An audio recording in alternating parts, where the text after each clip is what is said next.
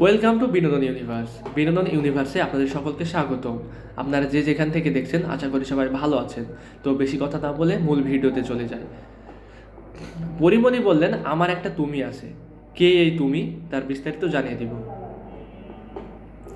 ঢাকায় সিনেমার আলোচিত চিত্রনায়িকা পরিমণি। ব্যক্তি জীবনের নানা ঘটনা প্রায়শই সংবাদের শিরোনাম করে তাকে। বিশেষ করে প্রেম, বিয়ে, বিচ্ছেদের কারণে একাধিকবার বিতর্কের মুখেও পড়েছেন এই অভিনেত্রী।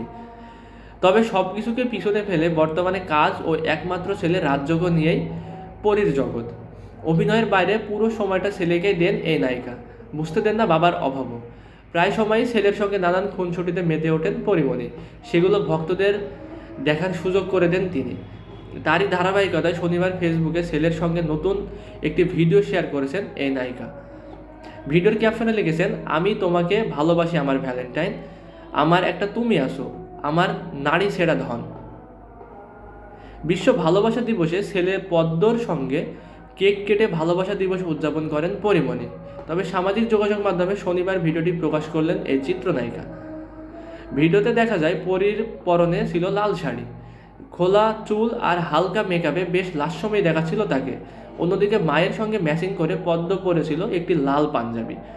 ভিডিওতে হাস্যোজ্জ্বল মুখে ক্যামেরায় ধরা দেন মা ছেলে।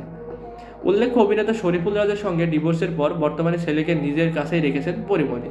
ইতিমধ্যে ডোডোর গল্প সিনেমার শুটিং শেষ করেছেন তিনি। এরপর যুক্ত হয়েছেন খেলা হবে নামের নতুন একটি সিনেমায়। এছাড়া তার হাতে রয়েছে অনম বিশ্বাসের ওয়েব সিরিজ রঙিলা কিতাব। সম্প্রতি ভালোবাসা দিবসে মুক্তি পেয়েছে পরিমণির অভিনীত ওয়েব ফিল্ম বুকিং। এটি নির্মাণ করেছেন মিজানুর রহমান আরিয়ান।